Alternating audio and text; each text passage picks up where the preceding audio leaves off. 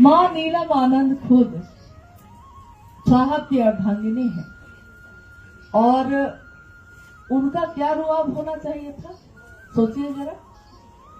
लौकिकता में भी वो कौन थी?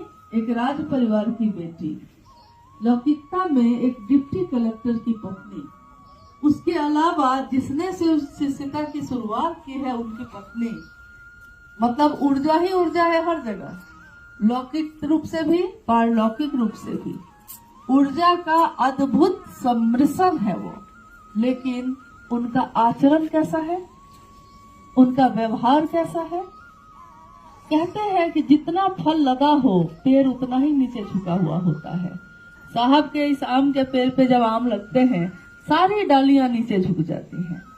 वैसे ही जैसे जैसे शिवशिष्टता हमारे आपके मन में प्रवेश करती है, हमारे हृदय में प्रवेश करती है, हमारा व्यवहार और आचरण भी वैसा ही हो जाता है।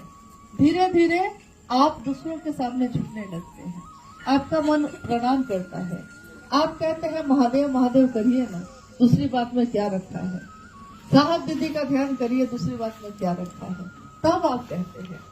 लेकिन उससे पहले तक तो आपका मन ऐसा नहीं होता। माँ नीलम आनंद जी को जिसने भी देखा है, उन्होंने उनका जो भी सानिध्य लिया है, उन्होंने देखा है कि ऊर्जा के इतने बड़े स्रोत से जुड़ी हुई वो, लेकिन उनका व्यवहार कितना ममतामय रहा है, कितना दूसरों की परवाह करने वाला रहा है। यहाँ तक कि किसके साथ वो है उनका व्यवहार भी एकदम अघोरी वाला है, उसके साथ सामंजस्य करना। जैसे शिव और पार्वती के बारे में हम सोचते हैं, जैसा शिव और गौरा के बारे में हम लोग कहानियों में पढ़ते हैं कि महादेव बैठे हैं, निहंगी भी हैं, शमशानी भी हैं और नटराज का नृत्य करने वाले भी हैं। लेकिन माँ गौरा अपने प्रेम से अपने पिता के महल को छोड़कर न्यूनतम व्यवस्था में गृहस्थ आश्रम का साकार आदर्श बनकर महादेव के साथ बैठी हैं अर्धांगिनी स्वरूप में। स्वाभाविक है शिव का शिष्य भी वैसा ही होगा। तो इस युग में प्रथम शिव की शिष्य हुए वरेण्य गुरुभ्राता साहब हरिंद्रानंद जी, और पहली बार उन्होंने इस बात को कहा माँ नीलम आनंद जी से। उन्होंने पत्र लिखा माँ को कि नीलम, मैंने शिव को अपना गुरु बना लिया है, तुम भी शिव को अपना गुरु बनाओ। माँ नीलम आनंद जी के मन को बहुत ठंडक मिली, उनको लगा मेरे पति को ठहराव मिला। और उस दिन के बाद से उन्होंने हर कदम पे साहब का साथ दिया। शिव और शक्ति के अद्भुत सम्मिश्रण से, अद्भुत प्रेम से जो बात पैदा होती है उसका प्रभाव भी वैसा ही होता है। जगत में कहते हैं कि शिव के शिष्यों का एक सामान्य भावाचरण भी जगत के लिए अनुकरणीय है। शिव के शिष्यों का सामान्य भावाचरण, आपका उठना, आपका बैठना, आपको किसी का प्रणाम करना, किसी से बात करना अनुकरणीय होता है। लेकिन यह भी एक दुर्भाग्य ही है कि कभी कभी कहते हैं गुरु भाई हैं, गुरु बहन हैं, लेकिन कभी कभी उनकी भाषा बहुत ज्यादा खराब हो जाती है। इससे मेरे गुरु की बदनामी होती है, साहब दीदी की होती है, क्योंकि आपको हमको कौन जानता था, मुझे कौन जानता था तेरी बंदगी से पहले, मुझको या आपको या महादेव की बात करने वाले किसी भी व्यक्ति को कौन जानता था? कोई नहीं। आज कोई जानता है अगर, तो वो जानता है कि आप शिव की चर्चा करने वाले लोग हैं, शिव की बात करने वाले लोग हैं, और आपके पीछे वो महादेव साहब दीदी को देखता है, इसलिए आपको नमन करता है, इसलिए आपका सम्मान करता है।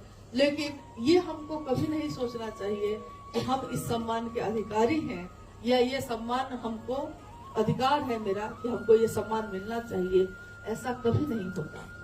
सम्मान एक ऐसी चीज है जो हृदय से किसी के लिए किसी के मन में पैदा होती है, वो जबरदस्ती आप पैदा नहीं कर सकते। तो माँ नीलम आनंद जी के जीवन चरित्र को जब हम देखते हैं तो देखते हैं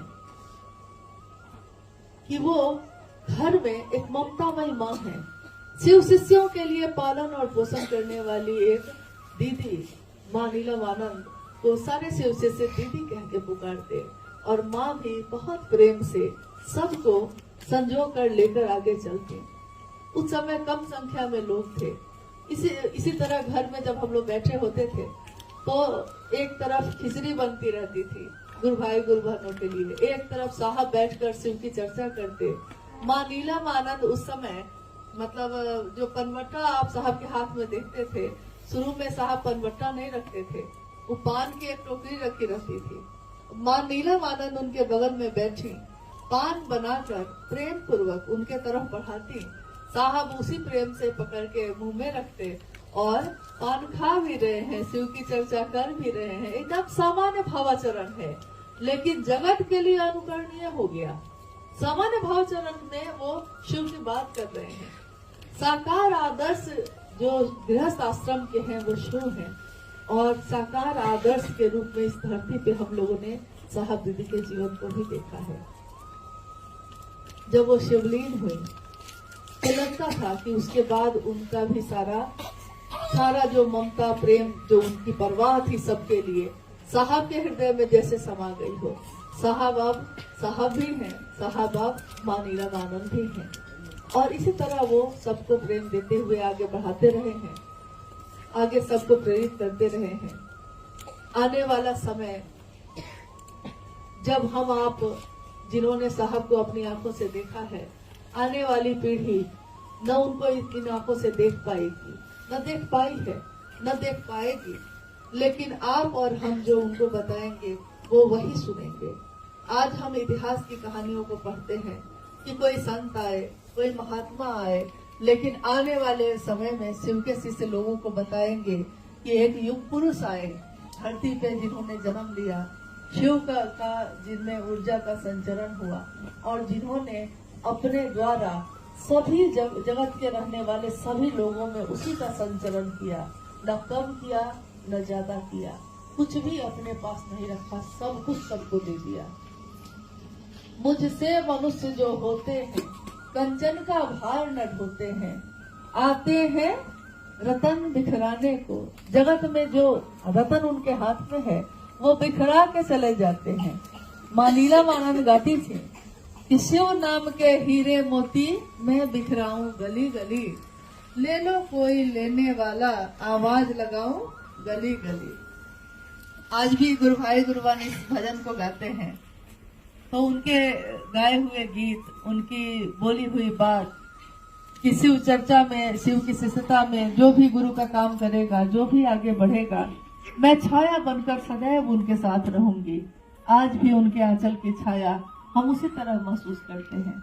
हमारा जीवन तप रहा है, धूप में खड़े हैं हम, दुख और परेशानियों से घिरे हैं हम, लेकिन माँ नीलम आनंद की छाया उसमें ठंडक देती है,